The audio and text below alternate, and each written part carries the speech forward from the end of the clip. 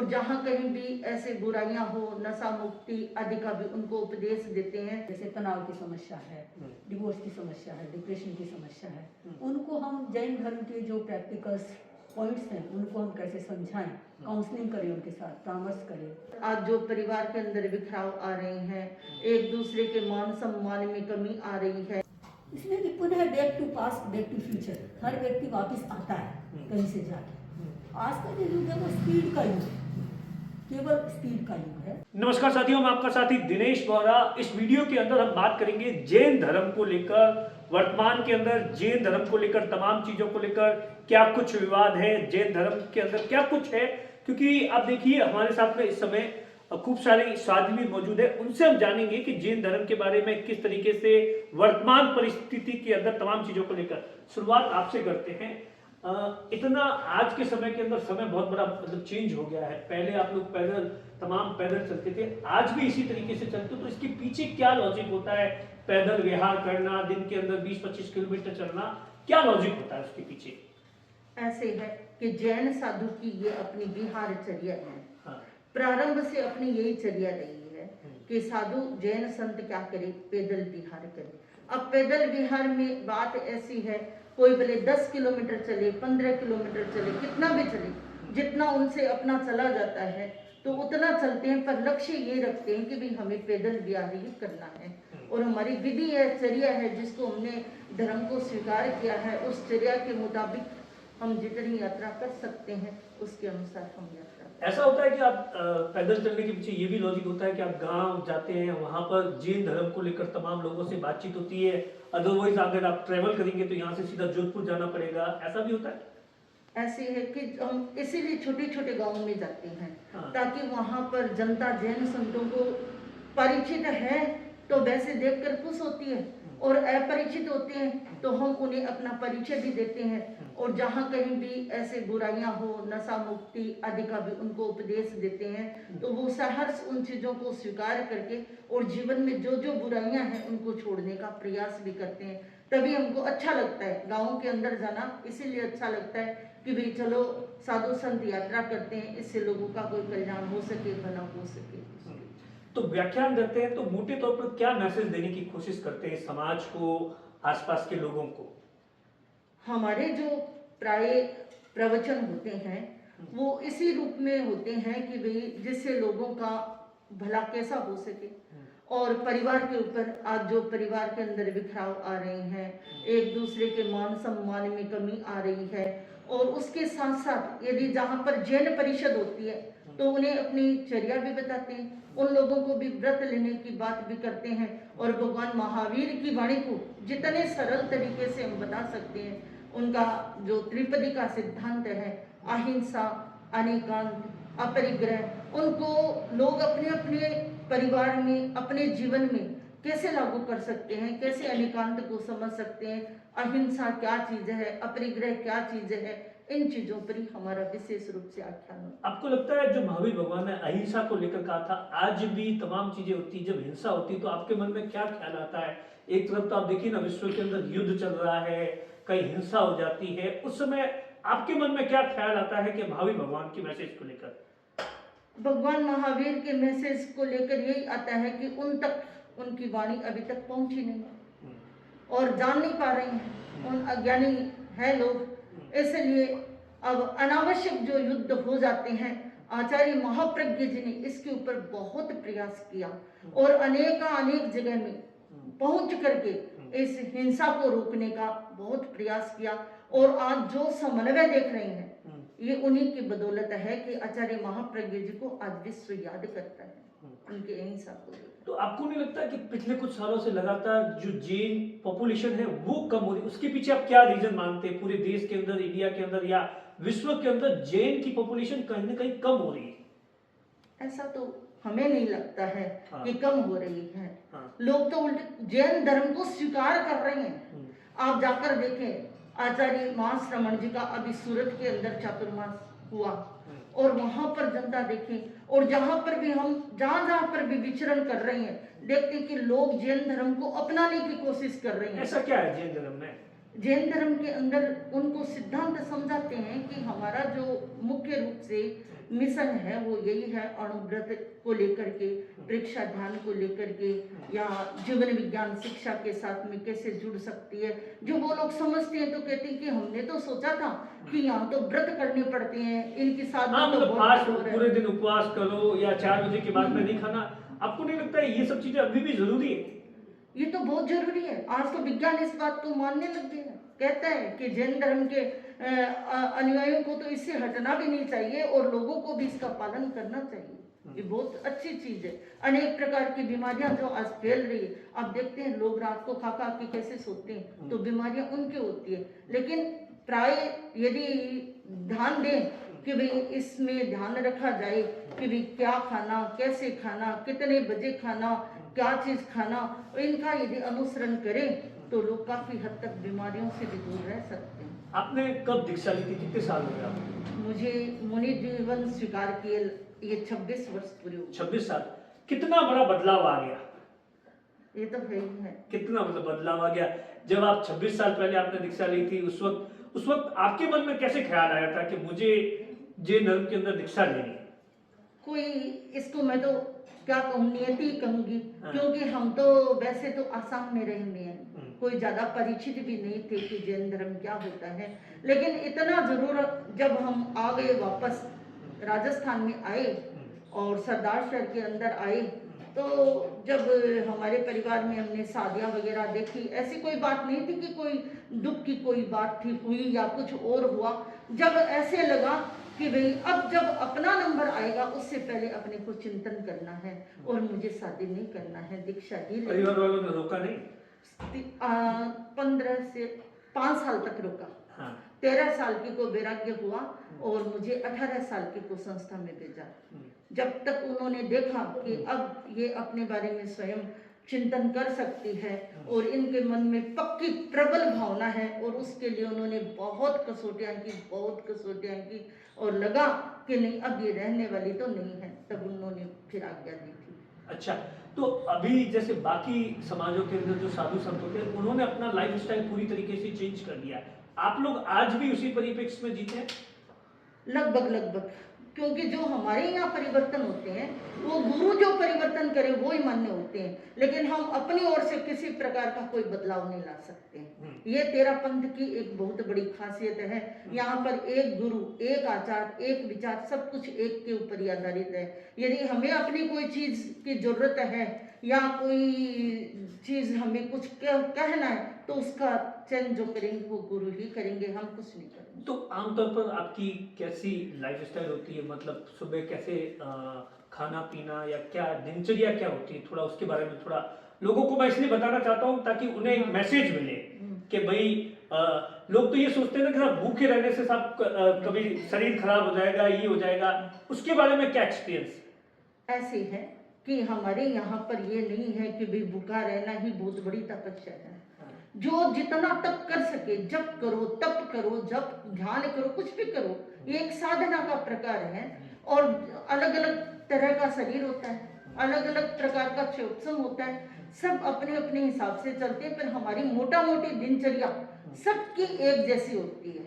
जितने भी हम 800 साधु साध्वियां हैं वो हम सुबह लगभग 4:30 बजे तक से अपनी दिनचर्या प्रारंभ करते हैं, जिसमें कोई माला फेरता है, कोई आगम का स्वाध्याय करता है, और उसके बाद में हमारा सबका एक ही है, हम प्रतिक्रमण करते हैं। प्रतिक्रमण करने के बाद सूर्योदय से वो क्या होता है, प्रतिक्रमण क्या होता है, उसके बारे में मतलब उसमें क्या होता है, मतलब मंत्र होता है, जाप होता है, व्हाटएवर? नहीं, प्रतिक्रमण की अपनी विधि है जो अच्छा। भगवान महावीर के द्वारा एक आगम है, आवश्यक सूत्र, उसको हम प्रतिक्रमण कहते हैं। तो वो हमें दोनों समय करना अनिवार्य होता है, सुबह सूर्योदय से पहले और सूर्यास्त से भी पहले हम शुरू कर देते हैं वो हमारा प्रतिक्रमण। यानी जो कुछ भी दिन भर में जो गलतियां हो जाती है, प्रमाद हो जाता है, तो उसकी शुद्धि के लिए अच्छा प्रतिक्रमण किया जाता है। तो वो प्रतिक्रमण होता है। और उसके बाद में जब हमें गोचरी से अपनी जो भिक्षा विधि है, हमारे लिए कोई बनाते भी नहीं है और न हम कह करके किसी से बनवाते हैं कि भाई हमें इस चीज की जरूरत है, हमें ये चाहिए, ये हमारी कोई डिमांड नहीं होती है। और कोई हमारे लिए बना देता है और हमें पता लग जाता है तो उस चीज को हम लेते भी नहीं। अच्छा, हाँ, ये हमारी दिनचर्या है, चर्या है हमारी। ये भगवान महावीर की वाणी है कि यदि तुम कह करके कराओगे तो तुम हिंसा के भागीदार होगे। और हमने तो अहिंसा का व्रत ले रखा है, तो कैसे हम कह के करा सकते हैं? हम कह करके नहीं कराते। हमें जो जरूरत होती है वो चीज़ हम भिक्षा में लेके आते हैं, और किसी भी एक घर से भिक्षा नहीं लेते हैं, अनेक घरों में जाते हैं ताकि किसी को वापस भी ना बनाना पड़े और हमारे लिए भी ना बनाना पड़े। और तेरा पंथ की भिक्षाचर्या तो इतनी सुंदर चर्या है कि जिसके अंदर यदि कोई एक रोटी देना चाहता है तो हम आधी लेना चाहते हैं। ऐसा नहीं है कि भाई हम किसी के घर से डबल लें, उनको कहीं और भराओ, ये हमारी पद्धति नहीं है। हमारी भिक्षा विधि है।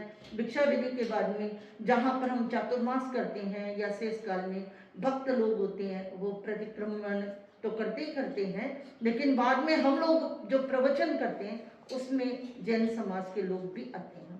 अभी जैसे हमने बताया कि हमारे प्रवचन किस रूप में होते हैं, और दोपहर में 11 बजे से 2 बजे तक हम अपनी व्यक्तिगत साधना भी करते हैं, जिसके अंदर कोई माला फेरता है, कोई जाप करता है, कोई ध्यान करता है, कोई व्यक्तिगत जो भी काम होते हैं।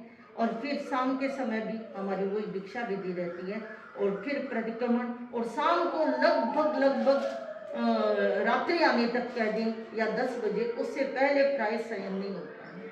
जाप आदि करते हैं, लोगों को संभालते हैं, उनको धर्म भी समझाते हैं और उनको बताने का प्रयास भी करते हैं। ये हमारी मोटा मोटी दिनचर्या है। चलो, थैंक यू।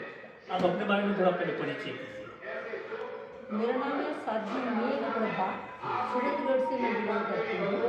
अभी इस दीक्षा में मेरे 3 साल में दीक्षा ली। इससे पहले 37 ईयर्स सामने दीक्षा में रही, और 4 साल मुमुक्षु जो बैरागन बनी होती है वहाँ पर रहने का काम करा इस प्रकार। और उसके बाद अध्ययन किया, और अध्ययन में BA, MA, PhD और DLIT किया। इतनी अच्छी पढ़ाई की थी, कही है बहुत बड़ा और भी तो कोई काम हो सकता था, ये क्यों चूज किया आपने? इतनी अच्छी आपने पढ़ाई की है। ऐसा है कि पढ़ाई के 2 उद्देश्य होते हैं। एक पढ़ाई का उद्देश्य होता है बिजनेस पर्पज या जॉब पर्पज, वो मेरा उद्देश्य नहीं था। मेरा उद्देश्य था इसी पढ़ाई को हम जनता में अप्लाई कैसे कर सकें, जनता की कोई भी किसी प्रकार की समस्याएं हो उसमें हम यदि एड्रेस कर सकें, जैसे तनाव की समस्या है, डिवोर्स की समस्या है, डिप्रेशन की समस्या है, उनको हम जैन धर्म के जो प्रैक्टिकल्स पॉइंट्स हैं उनको हम कैसे समझाएं, काउंसलिंग करें, उनके साथ परामर्श करें। और आजकल पेरेंटिंग की प्रॉब्लम है, बच्चों की प्रॉब्लम्स है बहुत सारी, इस प्रकार की जो समस्याएं समाज में हैं उनको इस अध्ययन का उपयोग करते हुए उन समस्याओं के समाधान में हम सहयोगी बन सकते हैं। आपको नहीं लगता कि आजकल तो आपने देखा होगा कि जो बेटे होते हैं वो माँ बाप को भी बुढ़ापे में अपने साथ नहीं लगते, फिर आपको उनको क्या कहना चाहेंगे? ऐसे बहुत सारे केस होते हैं आजकल, खासतौर से अपने समाज में ही आप देख लीजिए। इसमें 2 बात है कि पहली बात यह है कि माता पिता प्रारंभ में यदि बेटे और बहू के साथ नहीं रहते और लंबे समय तक साथ में नहीं रहते और अलग रहते हैं किसी उद्देश्य से, कोई बिजनेस पर्पज से या कोई सर्विस पर्पज से, फिर उनका बॉन्डिंग जो होता है, जो प्रेम आपस में बनना चाहिए वो बन नहीं पाता। एक कारण तो ये लगता है। दूसरा कारण ये है कि आज की जो लाइफ है, लोग अस्त व्यस्त ज़्यादा है। हमारी भाषा में व्यस्त तो रहना अच्छा है, तो हर व्यक्ति ये कह रहा है मेरे पास टाइम नहीं, समय नहीं, मुझे वहाँ जाना, वहाँ जाना, वहाँ जाना। तो समय की जो किल्लत है ये मूलतः समय की किल्लत नहीं है, ये हमारे अपने विचारों की भीड़ है कि हम समय पर काम करते नहीं। जैन धर्म एक सुंदर सा सूक्त है, काले कालम समाये, सब काम समय पर करें। यदि ऐसा करते तो सबको, वैसे ऐसी बात नहीं है कि आज सभी बच्चे अपने माँ बाप के पास नहीं रहते, ऐसी बात नहीं करते। अभी भी जैन संस्कृति में, जैन आचार व्यवस्था में, जैन परिवारों में अभी भी ऐसी बहुत संभावनाएं हमें दिखाई दे रही है कि बहुत सारे बच्चे हैं जो अपने माँ बाप की सेवा भी कर रहे हैं। पहले दादा और पोते का बहुत बड़ा प्रेम होता था, आजकल तो आपने देखा होगा कि दादा पोता मिलता ही नहीं है। उससे कहीं ना कहीं, क्योंकि ऐसा माना जाता है कि जो बच्चे के अंदर जो संस्कार देते हैं वो दादा देते हैं, दादा दादी होते हैं। तो ये तमाम चीज़ों को, इन चीज़ों के बारे में क्या सोचते हैं आप लोग? इसमें कि पुनः back to past, back to future, हर व्यक्ति वापस आता है कहीं से जाके। आज का जो युग है वो स्पीड का युग है, केवल स्पीड का युग है। तो स्पीड कम होगी, चेतना कम होगी, और चेतना आती है नानी से, दादी से, जिन्होंने अनुभव किया है, जिन्होंने जिया, एक्सपीरियंस है, उन्होंने जिया है। तो अभी भी लोग ये चाहते हैं, पोते तो अभी भी चाहते हैं, पोते पोते हमें दादी के साथ जाने दो, हमें दादा के साथ जाने दो, क्योंकि कुछ व्यवस्थाएं अपने व्यवस्थागत जो भी उनका अपना शेड्यूल होता है उसके चलते वो नहीं छोड़ पाते हैं। फिर भी आज भी दादा की उतनी उपयोगिता है जो पहले थी आज भी। और आपने आर्टिफिशियल एक दादी कल ही लॉन्च की है, कहीं देखा होगा न्यूज़पेपर में कि आर्टिफिशियल दादी लॉन्च करनी पड़ रही है ताकि किसी भी निमित्त से करे। तो जो नहीं हमारी जो ओरिजिनल दादी जी हैं उनके पास रहेंगे तो आज भी उनके पास अंडों का खजाना है और बच्चे और अच्छे तैयार होंगे, सोशल तैयार होंगे। तो बच्चों में तो अब मोबाइल का उपयोग बहुत बढ़ रहा है, सोशल मीडिया, मतलब जाए तो 2 साल का बच्चा होता है क्योंकि घर वाले माँ बाप बिजी होते हैं कि बोले बच्चे को बोले मोबाइल ही दे दो बोले। तो ये इन तमाम चीज़ों से बहुत बड़ा इफेक्ट पड़ रहा है समाज पर, क्योंकि आप अगर जो 10 साल का 5 साल का बच्चा अगर मोबाइल देखेगा तो उसके मन इन तमाम चीज़ों को लेकर क्या सोचती है और क्या समाधान है इसका?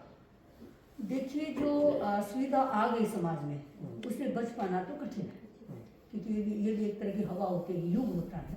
तो ये मोबाइल युग है, साइबर युग है, इसको अपन टाल नहीं सकते टेक्नोलॉजी को। बात ये है कि माँ बाप भी कितना देखते हैं, क्या देखते हैं, कैसे देखते हैं।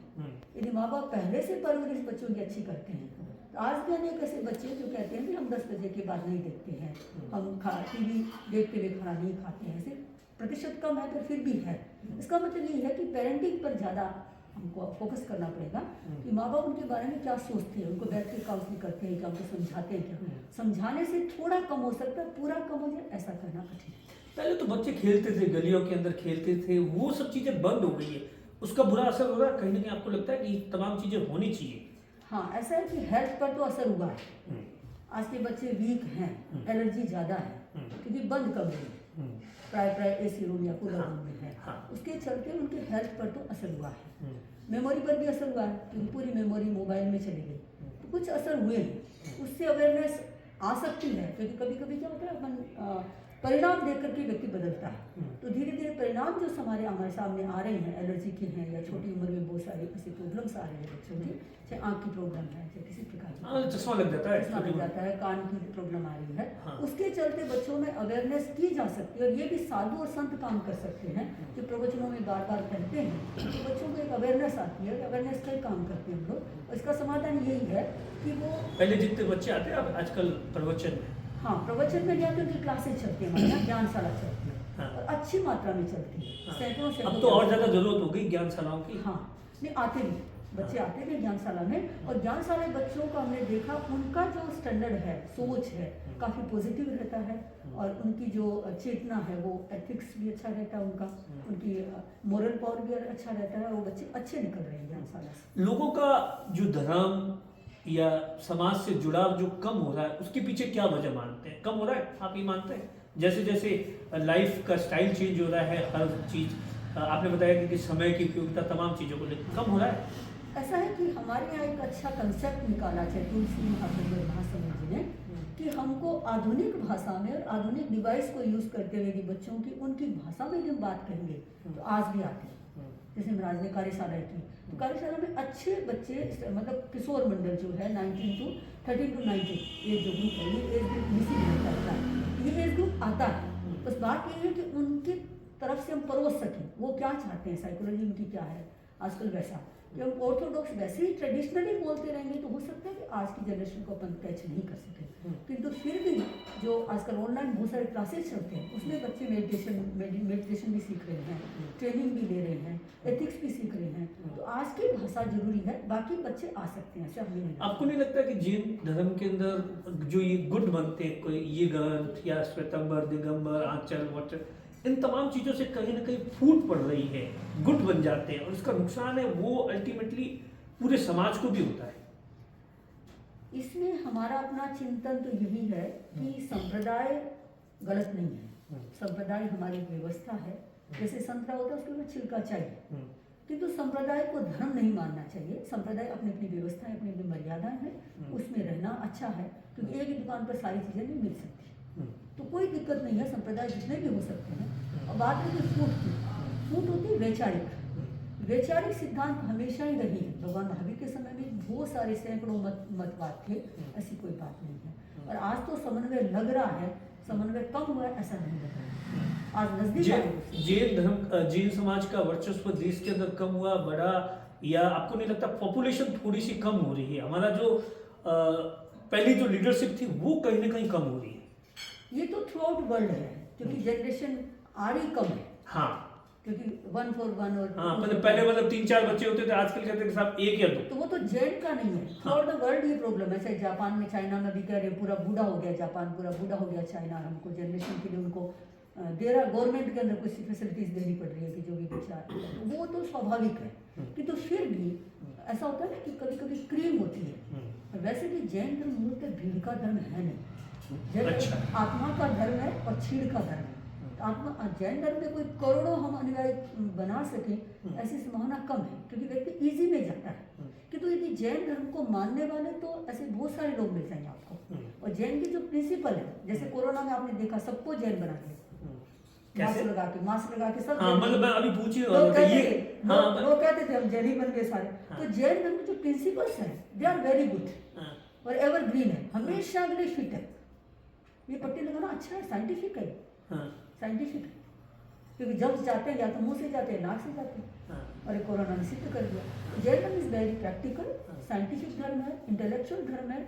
जैन धर्म ऐसा नहीं केवल कल्पना, केवल श्रद्धा, ऐसा नहीं है। तो आप तो कठिन जप और तप क्यों करते हैं, क्या हासिल क्या करना चाहते हैं? देखिए, कठिन नहीं होता जो व्यक्ति स्वीकार करता हाँ, है ना। हाँ। जैसा महाराज ने फरमाया, आचार्य महाप्रभु ने कभी नहीं कहा कि व्यक्ति उपास से, ऐसे भगवान महावीर ने भी कभी नहीं बोला हाँ। कि जितना कठोर कितना करना है जितना मेरे शरीर में शक्ति है, हाँ, ऐसा लिखा हुआ है। आगमों में लिखा है जिसकी जो शक्ति है उतना तप करे। हाँ। तब इसलिए करे कि ताकि हमारी इंद्रियां थोड़ी सी शांत रहे, मन हमारा एकाग्र रहे, तो धर्म ज्यादा हो जाएगा। आप फिर सोचते हो जिसमें पेट तो लोग करते हैं, तो नया चलन आ रहा है कि 20 उपवास, 25 उपवास, 30 उपवास, 10 उपवास, कोई कहता है फर्स्ट टाइम मतलब फास्ट करना, ये सब चीजें, इन सब चीजों का क्या अपनी क्या मान्यता है? देखिए, आज की भाषा में तो उपयोगिता स्पष्ट है। डिटॉक्सिफिकेशन जिसे अपन कहते हैं, अर्थात शरीर की शुद्धिकरण। उसमें व्यक्ति 1 करे, 2 करे, 3 करे, जिसकी जितनी क्षमता हो करे। बात रही कि हम क्यों कर रहे हैं, तो ये मूलतः क्या होता है कि शरीर प्रधान धर्म न होकर के ये आत्म प्रधान धर्म है। तो आत्मा की शुद्धि के कई साधन है, उसमें से एक साधन तप है, जैसा महाराज ने फरमाया, ज्ञान भी है, ध्यान भी है। जो व्यक्ति जिसमें जाए, सब तपस्या है, सब तपस्या है। तो भूखे रहना कोई हम भूखे रखते हैं ऐसी बात नहीं है। भूखा व्यक्ति इच्छा से रहता है ताकि मन और इंद्रियां हमारी धर्म में लग सके, थोड़ा एकांत में जा सके, व्यक्ति आत्मा के बारे में सोच सके। अन्यथा तो फिर आप सब जानते हैं चंचलता बढ़ती है। तो आप लोग मूर्ति पूजक हो या क्या, मतलब 2 होते हैं ना जैन धर्म में भी ऐसा? हमारे यहाँ जैन श्वेतांबर तेरापन धर्म संघ है। अच्छा, इसको आचार्य भिक्षु अच्छा। ने शुरू किया था। भिक्षु का क्या मतलब? भिक्षु नाम था उनका, विक्रमजी स्वामी पहले गुरु थे जिनका नाम था। उनका एक ही उद्देश्य था कि भी अध्यात्म जो है वो प्योर रहना चाहिए। आचार, व्यवहार, व्यवस्थाएं, नैतिकता, समाज, धर्म ये अपनी जगह पर महत्व रखती हैं, उनको मिक्स नहीं करें। इसके संदर्भ में उन्होंने एक नई क्रांति की कि भी किसी प्रकार का जो साधुपना है वो सहजता से अपना पाले, और साधु जो अपने अच्छी तरह से पालना करे, जिसकी जो नियम है और आगम में जो जिस तरह से भगवान की आज्ञा में जो जो है, अहिंसा है, सत्य है, अचोरी है। तो आप लोग जैसे खाना वाना भी, जैसे ये भिक्षा, भिक्षा, गोचरी, तो ये क्या होता है, इसका क्या लॉजिक होता है? मतलब ये आप घर घर जाकर लाते हैं, जहाँ रहते हैं वहाँ लोकली लोगों के पास में जाते हैं, इसमें भी कोई मैसेजिंग होता है या क्या मतलब सिस्टम? लेकिन सबसे बड़ा मैसेज ये है कि इसमें हम लोग हिंसा किसी हालत में न करना, न कराना, न करने वाले का अनुमोदन, ऑर्डर नहीं देते किसी को कि ये बना देना, कोई चीज नहीं, हाँ। कभी भी नहीं। हाँ, इसका मतलब हुआ कि हिंसा से बचे, और हिंसा से बचे तो फिर पेट की जितनी पूर्ति की हमको चाहिए, तो ये लोग देते मैक्सिमम, हम लेते मिनिमम। अच्छा, मैक्सिमम और मिनिमम। हाँ, ये सिद्धांत हमारा। हाँ। ये लोग मैक्सिमम कहेंगे, हट मनवार से लेते हैं, हाँ। ऐसा नहीं है कुछ भी। देने के लिए सब कुछ तैयार है, तो हमें तो मिनिमम चाहिए। रात को तो कुछ ही नहीं, सूर्यास्त के बाद कुछ रखते नहीं अपने पास में। अच्छा, जो है वो खाने की कोई चीज नहीं है किसी प्रकार की। तो साधु को तो लोग वैसे भी मतलब आप समझते हैं, प्राइम मिनिस्टर भी झुकता है। क्यों झुकता है? त्याग को झुकता है। तो त्यागी साधु सन्यासी जो भी होंगे, उनके मूल में ये आहारचर्या है, ये आहारचर्या, ताकि आसक्ति नहीं बढ़ेगी, संग्रह नहीं बढ़ेगा, हिंसा तो किसी अब तो बाकी वाले तो सब हाईटेक हो गए, आप लोग हाईटेक नहीं हुए अभी तक, मतलब बाकी समाजों के देखे तो हाईटेक हो गए। हम 2 तरह से हैं। हाँ। हम स्पिरिचुअली हाईटेक होने की कोशिश कर रहे हैं। कैसे? जैसे हमारे देश विदेश में भी पिछले अभी हाँ, मेरा कोई एक सवाल रह गया था कि आपने जैसे 35 साल 37 साल विदेश, कितने विदेश घूमे? 5 देशों में जाने का काम पड़ा मेरा। अच्छा, क्या वहाँ कोई मैसेजिंग के लिए गए थे हाँ। या प्रचारक टाइप या क्या, मतलब हाँ। क्या मैसेजिंग? हमने आपको बताया था कि समण श्रेणी, आचार्य तुलसी का एक बहुत बड़ा साहस था कि नई श्रेणी की सूत्रपात किया उन्होंने, उसका नाम था समण श्रेणी। तो समण श्रेणी में थोड़ा रिलैक्सेशन था ताकि हम ट्रेवलिंग कर सकें। उसी के दौरान मुझे भी उसमें सदस्य रहने का एक योग मिला, उसमें हम गए थे। तो उसका उद्देश्य यही है कि भगवान महावीर का जो संदेश है वो विश्व धर्म के रूप में संदेश है कि हिंसा नहीं करनी चाहिए, है ना?